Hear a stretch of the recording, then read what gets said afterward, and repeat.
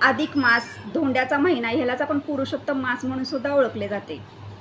अधिक मासाला आपल्या हिंदू धर्मामध्ये खूप महत्त्वाचे असे स्थान आहे बघा.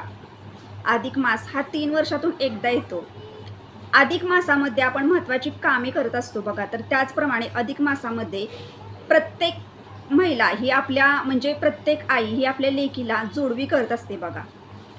अधिक मासामध्ये नवीन जोडवी करण्याला खूप महत्त्वाचे स्थान आहे आणि जास्त करून महिला बघा ह्या अधिक मासामध्येच आपली जी जोडवी असते ती बदलतात किंवा नवीन जोडवी करत असतात. पण काही वेळेला आपल्याकडनं ना काही अशा चुका होत असतात बघा. तर जोडवी खरेदी करताना आपल्या हातून कोणत्या चुका होऊ नये, कोणती जोडवी आपल्याला खरेदी करायची आहे की जेणेकरून तुम्ही जी जोडवी पायामध्ये घालता त्याचं तुम्हाला विशेष फळ मिळेल.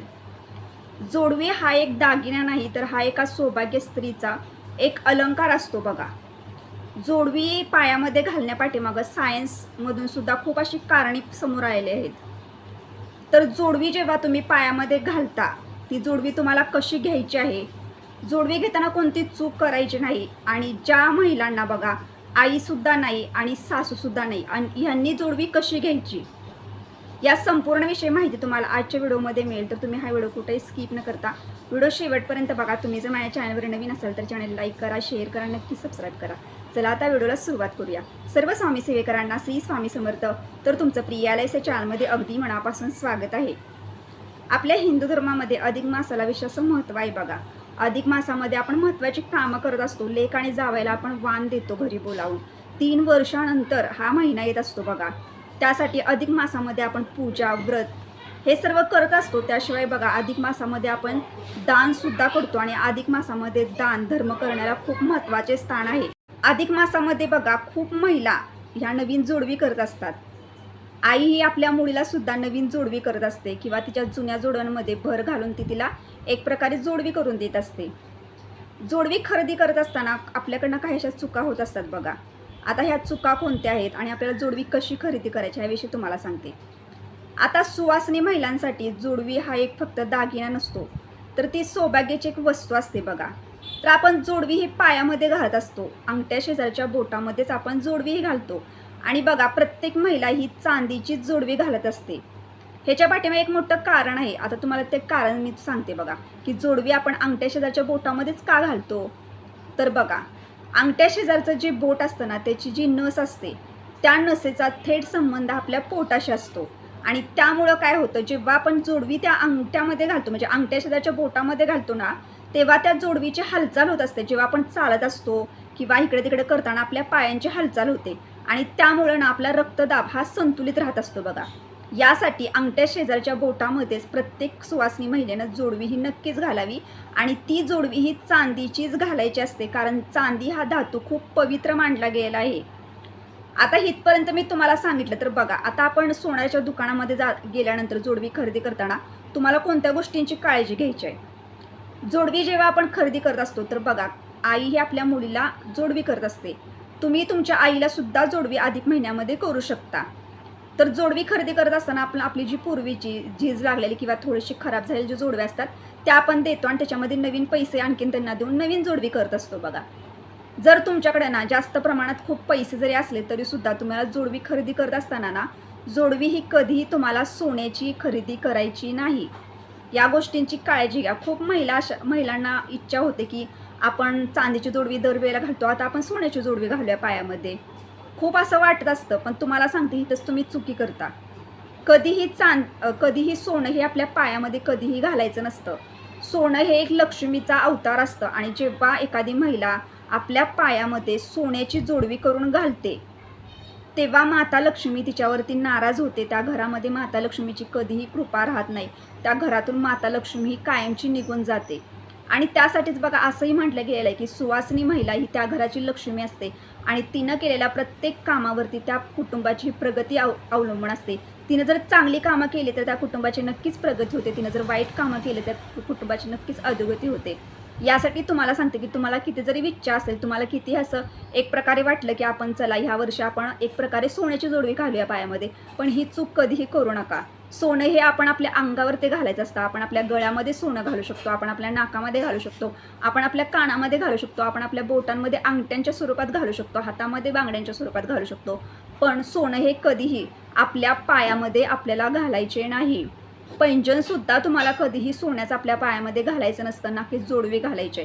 तुम्हाला जोडवी ही चांदीचीच घ्यायची आहे. आता चांदीची जोडवी खरेदी करताना बघा, तुम्ही तुमच्या इच्छेनुसार तुम्हाला जी डिझाईन आवडेल ती डिझाईन जरी तुम्ही घेतली ना तरी सुद्धा चालेल. आता दुसरी गोष्ट अशी बघा, काही वेळेला बाजारामध्ये आपण असं जातो आणि तिथं सुद्धा तुम्हाला एकदम हलक्यातल्या एक फॅशन म्हणून वेगवेगळ्या डिझाईनमध्ये जोडव्या आलेल्या आहेत बघा. त्या पण तुम्हाला खूप अशा आवडतात आणि तुम्ही काय म्हणता, ही मला जोडवी आवडली, प्लॅस्टिकमध्येच असतात त्या, आणि ती एक आपण आपल्याला आवडली म्हणून आपण पायामध्ये घालतो, ती पण एक चुकी आहे. तुम्ही ती जोडवी जर पायामध्ये घातलं ना त्याचा काहीसुद्धा उपयोग होणार नाही, काहीच उपयोग होणार नाही. माता लक्ष्मी तुमच्यावरती नाराजच होणार आहे बघा.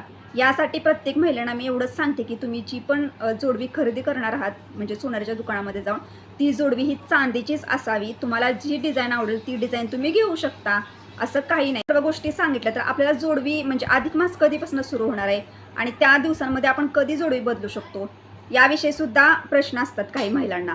तर तुम्हाला एक सांगते की जोडवी ही सौभाग्याचा एक दागिना आहे.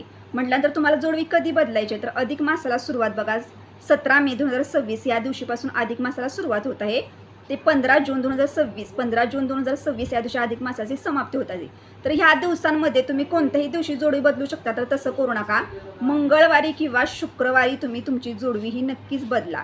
म्हणजे एखादा मंगळवार बघा, एखादा शुक्रवार बघा किंवा एखादा गुरुवार बघा, ह्या दिवसांपैकी तुम्ही एका दिवशी सोन्याच्या दुकानात जाऊन जोडवी बदलू शकता. तर इथपर्यंत मी तुम्हाला सर्व सांगितलं. तर आता एक गोष्ट सांगते की बघा, काही महिलांच्या घरी त्या महिलांना ना सासू पण नसते आणि आई पण नसते. मग त्यांनी जोडवी कशी बदलायची, कारण माहेरी जी आई असते ती आपल्या लेकीची जोडवी ही बदलत असते. आई म्हणजे लेकीला जर आई नसेल तर सासूसुद्धा तिची जोडवी बदलू शकते. पण जर त्या मुलीला जर आई पण नसेल आणि सासू पण नसेल तर तिनं काय करायचं, तर तुमचा जो नवरा असतो त्यानं जरी तुम्हाला नवीन जोडवी घेतली ना अधिक मासामध्ये तरी सुद्धा चालतं, असं काही प्रॉब्लेम नाही. आता पूर्वीपासून बघा खूप अशा घरामध्ये एकच होतं की आई ही मुलीला जोडवी करते, पण कधी मुलगी ही आईला जोडवी करते हे कधी नव्हतं अधिक मासामध्ये. पण तुमच्या इच्छेनुसार तुम्ही सुद्धा तुमच्या आईला जोडवी नवीन अधिक मासामध्ये करू शकता. तुम्ही तुमच्या आईला जोडवी करू शकता, तुम्ही तुमच्या सासूला सुद्धा नवीन जोडवी अधिक मासामध्ये करू शकता. शेवटी कसं असतं, अधिक मास हा जोडवी करण्यासाठी खूप महत्त्वाचा महिना मानला गेला आहे. महिला ह्या इतर वेळेला जोडवी बदलत नाहीत, पण अधिक मासामध्ये त्या आवर्जून आपली जुनी जोडवी देतात आणि नवीन जोडवी ही घेत असतात. तर तुम्हाला सांगते की अधिक मासाचा महिना हा आपल्या हिंदू धर्मामध्ये खूप पवित्र मानला गेला आहे. तुम्ही ह्या महिन्यामध्ये जी चांगली कामं करणार ती सुद्धा तुम्हाला विशेष फळदायक ठरणार बघा. जावायला वाण दिल्यानंतर बघा आपल्या आयुष्यामध्ये कधी कशाची कमतरता नसते. लेक आणि जावाई हे भगवान विष्णूंचा अवतार मानला गेले आहेत आणि त्यांना आपण अधिक मासामध्ये घरी बोलवतो आणि त्यांना वाण देतो. जेवढं तुम्ही त्यांना वाण देणार ना तेवढं तुमच्या घरामध्ये भरभराटी होणार. पण ते वाण तुमच्या यथाशक्तीप्रमाणे द्या. असं नाही की आपल्याला म्हणजे आपल्याकडनं होत नाही तरी पण आपण कसं पण त्यांना वस्तू घ्यायच्या आणि द्यायच्या असं नाही. तर तुम्हाला जी वस्तू परवडेल ना ती वस्तू तुम्ही तुमच्या लेक आणि जावयाला नक्कीच वाणाच्या स्वरूपात देऊ. आपल्या चॅनलवरती बघा अधिक महिन्यामध्ये आपण कोणत्या सेवा करायच्या आहेत, अधिक महिन्यामध्ये आपल्याला कोणत्या नियमाचं पालन करायचं आहे, किंवा लेक आणि जावयाला आपल्याला कोणती वस्तू अर्पण करायची, ह्याविषयी असे अनेक प्रकारचे व्हिडिओ आहेत बघा. ते सर्व व्हिडिओ तुम्हाला माहिती देणार आहे. तर तुम्ही सर्व व्हिडिओ बघून घ्या. आणि तुम्हाला जर आजचा व्हिडिओ जर आवडला असेल तर एक छोटंसं लाईक करा, कमेंटमध्ये श्री स्वामी समर्थ लिहा, हाईप करा आणि भेटूया आता नेक्स्ट व्हिडिओमध्ये सर्व स्वामी सेविकांना श्री स्वामी समर्थ.